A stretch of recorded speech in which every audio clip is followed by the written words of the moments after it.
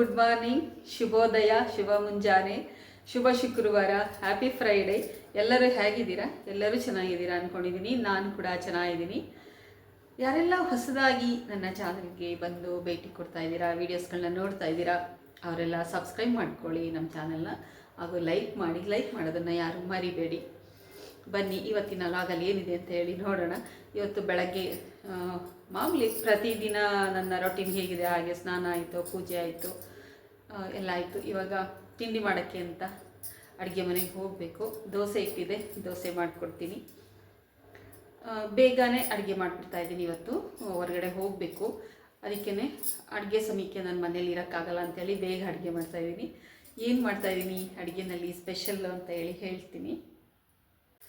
ಯಾವುದೇ ರೀತಿ ಸ್ಪೆಷಲ್ ಏನಿಲ್ಲ, ಅನ್ನ ಸಾಂಬಾರು ಮಾಡ್ತೀನಿ. ಸಾಂಬಾರನ್ನ ನಾನು ಮಸೂರು ದಾಲಲ್ಲಿ ಸಾಂಬಾರು ಮಾಡ್ತೀನಿ. ಮಸೂರಿ ಬೇಳೆ ಅಂತ ಕೇಳಿರಬೇಕು, ಕೆಂಪು ಬೇಳೆ, ಅದು ಮತ್ತು ಬೀನಿಸನ್ನು ಹಾಕಿ ಸಾಂಬಾರು ಮಾಡ್ತೀನಿ.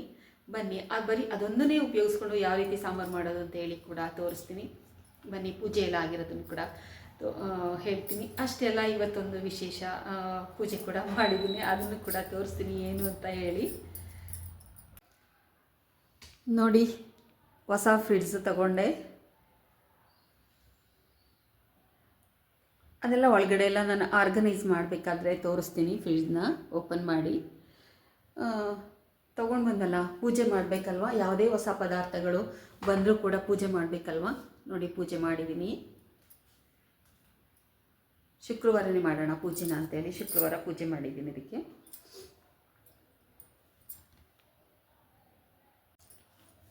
ದೇವ್ರ ಹತ್ರ ಕೂಡ ಎಲ್ಲ ಪೂಜೆ ಆಗಿದೆ. ಬೆಳಗ್ಗೆ ಇವತ್ತು ಪೂಜೆ ಮುಗಿದ ಮೇಲೇ ಅಡುಗೆ ಮನೆ ಕೆಲಸ.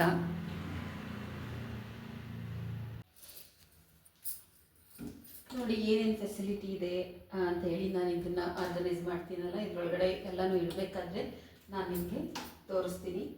ಇವಾಗ ದಿನಸನ್ನು ತಗೊಳ್ತಾ ಇದ್ದೀನಿ.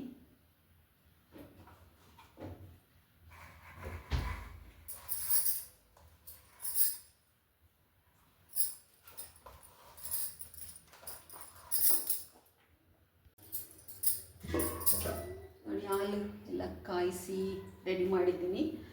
ಎಲ್ರಿಗೂ ಕೊಟ್ಟು ಆಯಿತು. ಆದರೆ ನಾನು ಮಾತ್ರ ಇನ್ನು ಕುಡಿಯೋದಕ್ಕೆ ಸಮಯ ಆಗಿಲ್ಲ, ನನಗೆ ಕೆಲಸಗಳಾಗಬೇಕು ಅಂತ. ನೋಡಿ, ಕೆಂಪು ಬೇಳೆನ ನಾನು ತಗೊಳ್ತಾ ಇದ್ದೀನಿ. ಒಂದು ಅರ್ಧ ಕಪ್ ಮೇಲೆ ತೊಗೊಂಡಿದ್ದೀನಿ, ಸಾಕು. ಅಷ್ಟು ಹಾಕ್ಕೊಂಡ್ರೆ ಜಾಸ್ತಿ ಆಗುತ್ತೆ ಅದು ಬೆಂದ ಮೇಲೆ. ನೋಡಿ, ಮಸೂರಿ ದಾಲ್ ಅಂತ ಏನು ಹೇಳ್ತೀವಿ, ಅದು ಕೆಂಪು ಬೇಳೆಯಿಂದ ಸಾಂಬಾರು ಮಾಡ್ತಾಯಿದ್ದೀನಿ. ನಾನು ಯಾವಾಗಲೂ ತೊಗರಿಬೇಳೆ ಜೊತೆಗೆ ಹಾಕಿ ಮಾಡ್ತೀನಿ. ಒಂದೊಂದು ಸಲ ಈ ರೀತಿ ಕೂಡ ಮಾಡ್ಕೊಳ್ತೀನಿ. ಸೊಪ್ಪು ಮತ್ತು ಈ ಕೆಂಪು ಬೇಳೆನ ಹಾಕಿ ಕೂಡ ನಾನು ಸಾಂಬಾರನ್ನು ಮಾಡ್ತಾಯಿರ್ತೀನಿ. ಇವತ್ತು ಬನ್ನಿ ಬೀನಿಸ್ ಹಾಕ್ಬಿಟ್ಟು ಮಾಡ್ತಾಯಿದ್ದೀನಿ. ಟೊಮೆಟೊ ಮತ್ತು ತೆಂಗಿನಕಾಯನ್ನು ರುಬ್ಕೊಳ್ತೀನಿ ನುಣ್ಣಗೆ.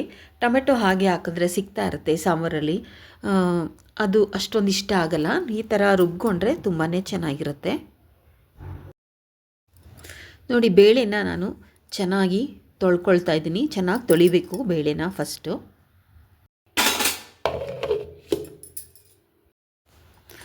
ನೋಡಿ ಯಾವ ಥರ ರುಬ್ಕೊಂಡಿದ್ದೀನಿ ಅಂತ.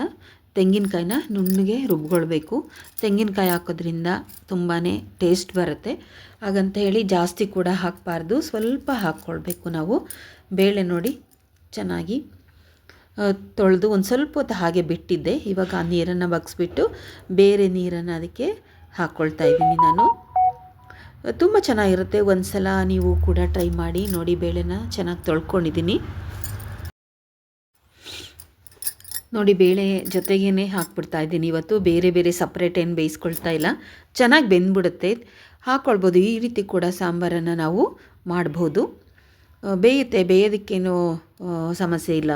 ಬೇಯೋದಿಲ್ಲ, ಎಲ್ಲ ಒಟ್ಟಿಗೆ ಹಾಕ್ಬಿಟ್ರೆ ಅಂತ ಬೆಂದ್ಕೊಳ್ಳುತ್ತೆ ಚೆನ್ನಾಗಿ.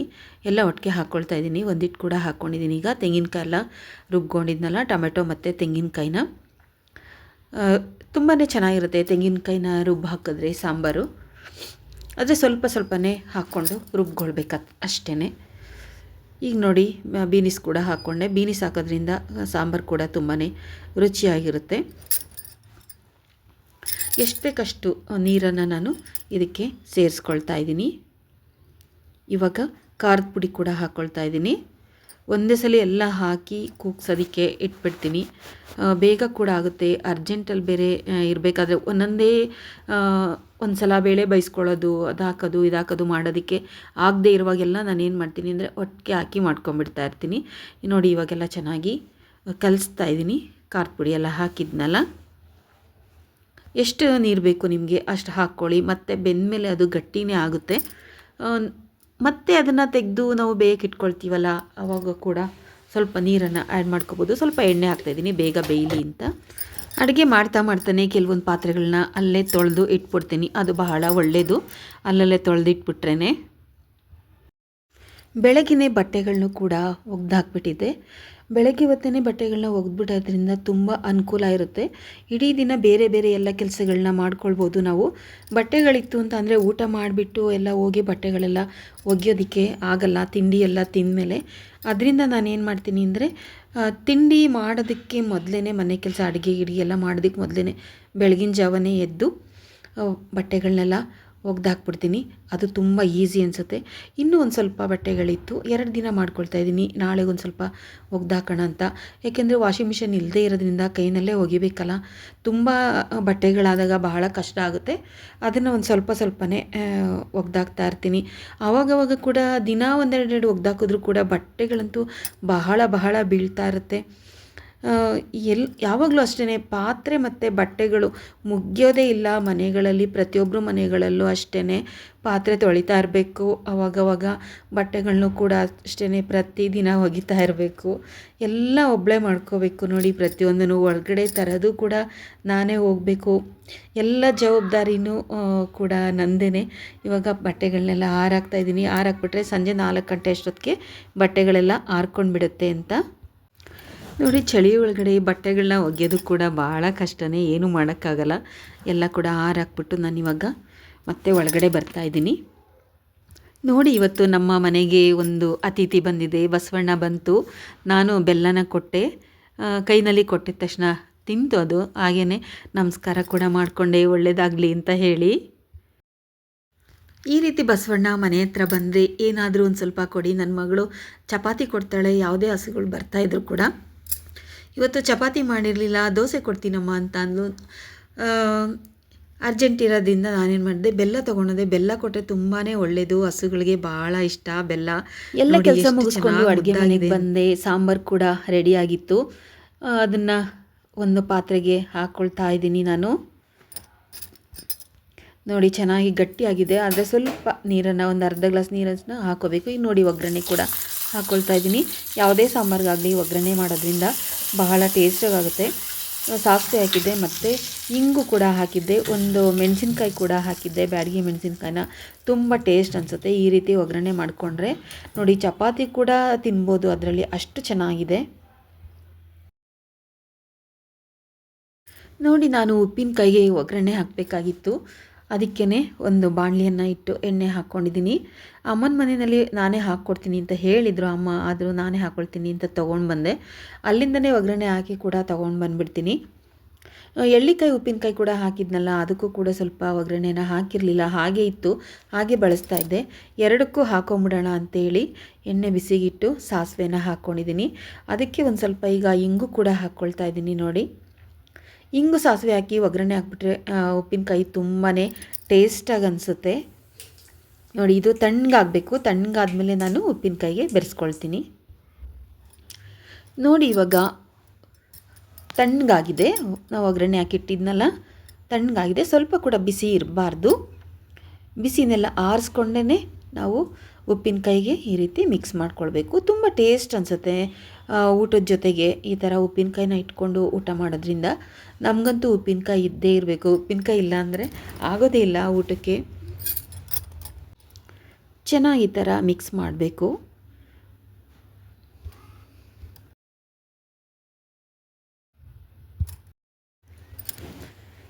ಇವಾಗ ನೋಡಿ, ಇನ್ನೂ ಒಂದು ಸ್ವಲ್ಪ ಒಗ್ಗರಣೆನ ಹಾಗೆ ಇಟ್ಟಿದ್ದೀನಿ.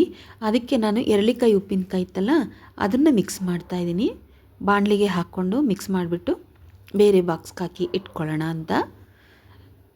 ತುಂಬ ಚೆನ್ನಾಗಿತ್ತು. ಎರಳಿಕಾಯಿ ಉಪ್ಪಿನಕಾಯಿ ಬಗ್ಗೆ ನಾನು ವಿಡಿಯೋ ಕೂಡ ಮಾಡಿದ್ದೀನಿ. ಯಾರಾದರೂ ನೋಡಬೇಕನ್ಸಿದ್ರೆ ಆ ವಿಡಿಯೋನ ಹೋಗಿ ನೋಡಿ. ತುಂಬ ಮಾಹಿತಿಗಳಿದೆ ಅದರಿಂದ. ಇದನ್ನು ಪ್ರತಿದಿನ ಬೆಳಗ್ಗೆ ಹೊತ್ತು ಒಂದೊಂದು ಉಪ್ಪಿನಕಾಯಿನ ತಿಂಡಿ ಜೊತೆಗೆ ತಿನ್ನೋದ್ರಿಂದ ಬಹಳ ಬಹಳ ಆರೋಗ್ಯಕ್ಕೆ ಒಳ್ಳೆಯದು. ನೋಡಿ ಉಪ್ಪಿನಕಾಯಿನ ಚೆನ್ನಾಗಿ ಈ ಥರ ಒಗ್ಗರಣೆಯಲ್ಲಿ ಕಲಸೋದ್ರಿಂದ ಬಹಳ ಬಹಳ ಟೇಸ್ಟ್ ಬರುತ್ತೆ. ನೋಡಿ ಎರಳಿಕಾಯಿ ಉಪ್ಪಿನಕಾಯಿ ಕೂಡ ಚೆನ್ನಾಗಿ ಕಲಸಿ ಇವಾಗ ಒಂದು ಬಾಕ್ಸ್ಗೆ ತೆಗೆದಿಡ್ತಾ ಇದ್ದೀನಿ. ತುಂಬ ಚೆನ್ನಾಗಿರುತ್ತೆ. ಉಪ್ಪಿನಕಾಯಿಗಳು ಇದ್ದೇ ಇರಬೇಕು. ಉಪ್ಪಿನಕಾಯಿ ಒಳ್ಳೆಯದು ಕೂಡ ಆರೋಗ್ಯಕ್ಕೆ. ಇವಾಗ ನೋಡಿ ಬಿಸಿ ಅನ್ನನ ನಾನು ಉಪ್ಪಿನಕಾಯಿ ಕಲಸಿದ್ನಲ್ಲ ಆ ಒಂದು ಬಟ್ಲಿಗೆ ಹಾಕ್ಕೊಂಡು ಉಪ್ಪಿನಕಾಯಿನಲ್ಲಿ ಅನ್ನವನ್ನು ಕಲಿಸ್ಕೊಳ್ತಾ ಇದ್ದೀನಿ. ಇವಾಗ ನೋಡಿ ಉಪ್ಪಿನಕಾಯ್ದು ರಸ ಇತ್ತಲ್ಲ ಅದನ್ನು ವೇಸ್ಟ್ ಮಾಡಿಲ್ಲ, ನಾನು ಅನ್ನ ಹಾಕ್ಬಿಟ್ಟು ಕಲಿಸ್ತಾ ಇದ್ದೀನಿ. ತುಂಬ ತುಂಬ ಟೇಸ್ಟಾಗಿರುತ್ತೆ. ಉಪ್ಪಿನಕಾಯಿನಲ್ಲಿ ಅನ್ನ ಕಲಿಸಿದ್ರೆ ತುಂಬ ಟೇಸ್ಟಾಗಿರುತ್ತೆ. ಅನ್ನ ಸಾಂಬಾರು ಎಲ್ಲನೂ ರೆಡಿಯಾಗಿತ್ತು. ಊಟದ ಸಮಯ ಕೂಡ ಆಗಿತ್ತು. ಈಗ ನಾನು ಹಪ್ಪಳವನ್ನು ತೇಲಿಸ್ಕೊಳ್ತಾ ಇದ್ದೀನಿ. ಚಿಕ್ಕ ಚಿಕ್ಕ ಹಪ್ಪಳನ ನೋಡಿ, ಜಾಸ್ತಿ ಎಣ್ಣೆನ ಹಾಕಿಲ್ಲ ನಾನು. ತುಂಬ ಎಣ್ಣೆ ಹಾಕಿ ಎಣ್ಣೆನ ಹಳೇದು ಮಾಡೋದು ಬೇಡ ಅಂಥೇಳಿ ನಾನು ಸ್ವಲ್ಪ ಎಣ್ಣೆ ಹಾಕಿಬಿಟ್ಟು ಹಪ್ಪಳನ ತೇಲಿಸ್ಕೊಳ್ತೀನಿ. ಹಪ್ಪಳ ಕೂಡ ಕೊಟ್ಟರೆ ರುಚಿಯಾಗಿ ಟೇಸ್ಟಾಗಿ ಊಟ ಮಾಡ್ತಾರೆ ಖುಷಿಯಾಗಿ ಅಂತ ಹೇಳಿ ಅಷ್ಟೇ. ತುಂಬ ಚೆನ್ನಾಗಿರುತ್ತೆ ಇದು ಹಪ್ಪಳ. ಚಿಕ್ಕ ಚಿಕ್ಕದಿದೆ ಅಷ್ಟೇ, ತುಂಬಾ ಟೇಸ್ಟ್ ಇದೆ. ಹಪ್ಪಳ ಕೂಡ ತೇಲಿಸ್ಕೊಂಡು ರೆಡಿ ಆಯಿತು.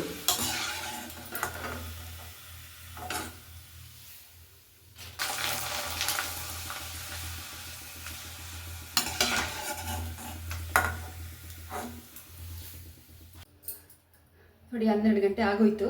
ಇಷ್ಟೊತ್ತಾಯಿತು ಎಲ್ಲ ಕೆಲಸ ಮುಗಿಸೋದು. ಈಗ ಊಟಕ್ಕೆಲ್ಲ ರೆಡಿ ಮಾಡಬೇಕು. ಏಕೆಂದರೆ ಸ್ವಲ್ಪ ಬೇಗ ಹೋಗೋದ್ರಿಂದ ಊಟ ಮಾಡಿಕೊಂಡು ಹೊರಗಡೆ ಹೋಗೋಣ ಅಂತ ಅಷ್ಟೇ, ಇನ್ನೇನಿಲ್ಲ. ಬನ್ನಿ ಎಲ್ಲ ಅಡುಗೆಗೆ ಊಟಕ್ಕೆಲ್ಲ ಜೋಡಿಸ್ತಾ ಇದ್ದೀನಿ, ತೋರಿಸ್ತೀನಿ ಬನ್ನಿ. ನೋಡಿ ಉಪ್ಪಿನಕಾಯಿನ ಎಷ್ಟು ಚೆನ್ನಾಗಿದೆ ಅಂದರೆ ಅಷ್ಟು ಚೆನ್ನಾಗಿದೆ. ನಮಗೆ ನಮ್ಮ ಮನೇಲಿ ಅಮ್ಮ ಹಂಗೆ ಮಾಡ್ತಾಯಿದ್ರು. ಒಗ್ಗರಣೆ ಎಲ್ಲ ಹಾಕಿ ಬಾಕ್ಸ್ಗೆಲ್ಲ ಹಾಕಬೇಕಾದ್ರೆ ಅನ್ನ ಕಲಸಿ ಕೊಡೋರು. ತುಂಬ ಇಷ್ಟ ಆಗ್ತಾಯಿತ್ತು. ಈಗಲೂ ನಾನು ಹಂಗೆ ಮಾಡ್ಕೊಳ್ತೀನಿ.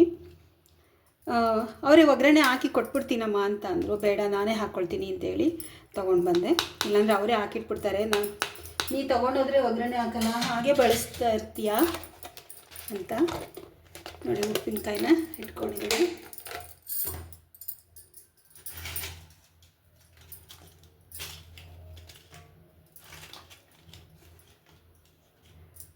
ನೋಡಿ ಹಪ್ಪಳ ಕೂಡ ಇಟ್ಕೊಂಡಿದ್ದೀನಿ.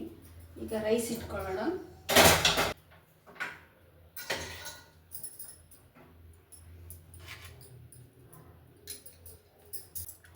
ಇದರ ಮೇಲೆ ಸ್ವಲ್ಪ ನೋಡಿ ತುಪ್ಪ ಹಾಕ್ಕೊಳ್ತೀನಿ. ತುಪ್ಪ ಹಾಕ್ಕೊಂಡ್ರೆ ತುಂಬಾ ಟೇಸ್ಟಾಗಿರುತ್ತೆ ಊಟ. ಇವಾಗ ನೋಡಿ ಸಾಂಬಾರು ಹಾಕ್ಕೊಳ್ಳೋಣ. ಸಾಂಬಾರು ನೋಡಿ ಎಷ್ಟು ಚೆನ್ನಾಗಾಗಿದೆ ಅಂತ. ಗಟ್ಟಿ ಇದೆ ತುಂಬ ಸಾಂಬಾರು. ಹಾಗೇನೆ ಅದು ತಣ್ಣಗಾಗ್ತಾ ಗಟ್ಟಿಯಾಗ್ಬಿಡುತ್ತೆ.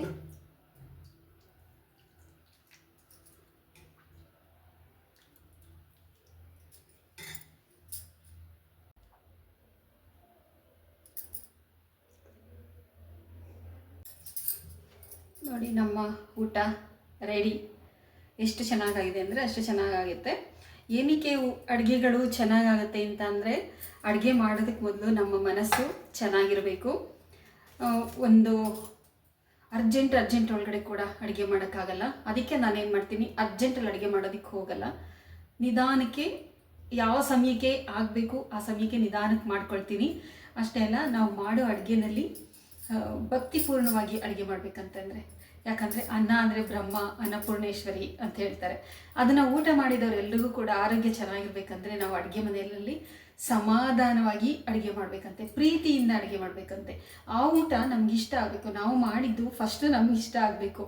ನಮ್ಗೆ ಇಷ್ಟ ಆದರೆ ಎಲ್ರಿಗೂ ಇಷ್ಟ ಆಗುತ್ತೆ ಅಂತ ನೋಡಿ ಈ ಥರ ಅಡುಗೆನ ಮಾಡಿದ್ದೀನಿ ಇವತ್ತಿನ ವ್ಲಾಗಲ್ಲಿ. ಬಹಳಷ್ಟು ಇತ್ತು. ಉಪ್ಪಿನಕಾಯಿ ಒಗ್ಗರಣೆ ಇರ್ಬೋದು, ಹೊಸ ಫ್ರಿಡ್ಜ್ ತಗೊಂಡಿದ್ದು, ಅದರದ್ದು ಪೂಜೆ. ಇವತ್ತು ತುಂಬಾ ಕೆಲಸ. ಬಟ್ಟೆಗಳೊಂದು ಸ್ವಲ್ಪ ಇತ್ತು, ನಾಳೆ ಮಾಡ್ಕೊಳ್ಳೋಣ ಅಂತ ಅಂದ್ಕೊಂಡೆ. ನಾಳೆ ಆಗಲ್ಲ ಮಾಡೋಕ್ಕೆ. ಇವತ್ತು ಸಂಜೆನೇ ಹೋಗಿದ್ದು ಬರೋದು ಸ್ವಲ್ಪ ಲೇಟ್ ಆಗುತ್ತೆ. 7 ಗಂಟೆ ಆಗೋಗುತ್ತೆ. ಏನೂ ಮಾಡೋಕ್ಕಾಗಲ್ಲ. ಅದಕ್ಕೇ ಎಲ್ಲ ಕೆಲಸಗಳನ್ನ ಮುಗಿಸ್ಕೊಂಡೆ. ಬಟ್ಟೆ ಮಾತ್ರ ಬೆಳಗ್ಗೆನೇ ಮುಗಿಸ್ಬೇಕು, ಆಮೇಲಂತೂ ಬಟ್ಟೆ ಒಗೆಯೋದೇ ಇಲ್ಲ. ನಾನು ಯಾವತ್ತೂ ಅಷ್ಟೇ, ಬಟ್ಟೆ ಒಗೆದ್ರೆ ಬೆಳಗಿನ ಜಾವನೇ ಒಗಿಬೇಕು, ಆಮೇಲೆ ಒಗೆಯಲ್ಲ. ನೋಡಿ, ಇವತ್ತಿನ ಲಾಗು ನಿಮಗೆ ಇಷ್ಟ ಆಗಿದೆ ಅಂದ್ಕೊಂಡಿದ್ದೀನಿ. ಇವತ್ತಿನ ಡೈಲಿ ಲಾಗು ಅಡುಗೆ ಹೇಗಿತ್ತು ಅಂತ ಹೇಳಿ, ಉಪ್ಪಿನಕಾಯಿ ಒಗ್ಗರಣೆ ಹಾಕಿದ್ದು ಹೇಗಿತ್ತು ಅಂತ ಹೇಳಿ. ಅಷ್ಟೇ ಅಲ್ಲ, ಇವತ್ತು ಸ್ಪೆಷಲಾಗಿ ಮಾಡಿರುವಂತಹ ಕೆಂಪು ಬೇಳೆ ಸಾಂಬಾರು, ಅಂದರೆ ಮಸೂರಿ ದಾಲ್ ಅಂದರೆ ದಾಲ್ ಅಂದರೆ ಬೇಳೆ, ಮಸೂರಿ ಬೇಳೆನ ಉಪಯೋಗಿಸ್ಕೊಂಡು ಬೀನಿಸನ್ನು ಹಾಕಿ ಸಾಂಬಾರು ಮಾಡಿರೋದು. ತುಂಬಾ ಟೇಸ್ಟ್ ಆಗಿರುತ್ತೆ, ನೀವು ಮಾಡಿ ನೋಡಿ. ಅದರಲ್ಲಿ ಬಿ ಕಾಂಪ್ಲೆಕ್ಸ್ ಇದೆ, ಹೆಚ್ಚಿಗೆ ಉಪಯೋಗಿಸೋದ್ರಿಂದ ಕೂಡ ಆರೋಗ್ಯಕ್ಕೆ ತುಂಬಾ ಒಳ್ಳೆಯದು. ಎಲ್ಲ ಮಿಕ್ಸಲ್ಲಿ ಹಾಕ್ಕೊಂಡು ಕೂಡ ಮಾಡ್ಬೋದು. ಎರಡು ಮಿಕ್ಸ್ ಮಾಡಿ ತೊಗರಿಬೇಳೆ ಮತ್ತು ಮಸೂರ್ ದಾಲ್ನ ನಾನು ಯಾವಾಗಲೇ ಸಾಂಬಾರು ಮಾಡಬೇಕಾದ್ರೂ ಅದೇ ರೀತಿ ಮಾಡ್ತೀನಿ. ಇವತ್ತು ನಾನು ತೊಗರಿಬೇಳೆ ಇಲ್ಲದೇ ಬರೀ ಕೆಂಪು ಬೇಳೆನೇ ಉಪಯೋಗಿಸ್ಕೊಂಡು ಸಾಂಬಾರು ಮಾಡಿರೋದು. ಹೇಗಿತ್ತು ಅಂತ ಹೇಳಿ ಕಮೆಂಟ್ ಮಾಡಿ. ನಿಮ್ಮನೇಲೂ ಹೀಗೆ ಮಾಡ್ತೀರಾ ಅದನ್ನು ಕಮೆಂಟ್ ಮಾಡಿ. ಮಸೂರಿ ದಾಲ್ನ ಉಪಯೋಗಿಸ್ಕೊಂಡು ಯಾರೆಲ್ಲ ಸಾಂಬಾರು ಮಾಡ್ತೀರಾ ಕಮೆಂಟ್ ಹಾಕಿ. ಇವತ್ತಿನ ವಿಡಿಯೋ ನಿಮಗೆಲ್ಲ ಇಷ್ಟ ಆಗಿದೆ ಅಂತ ತಿಳ್ಕೊಂಡಿದ್ದೀನಿ. ಇಷ್ಟ ಆಗಿದ್ರೆ ಲೈಕ್ ಮಾಡಿ, ಶೇರ್ ಮಾಡಿ ಮತ್ತು ಕಮೆಂಟ್ ಮಾಡಿ. ಮತ್ತೆ ಸಿಗ್ತೀನಿ ಮತ್ತೊಂದು ವಿಡಿಯೋದಲ್ಲಿ. ಅಲ್ಲಿವರೆಗೂ ಕೂಡ ನಮಸ್ಕಾರ, ಧನ್ಯವಾದಗಳು.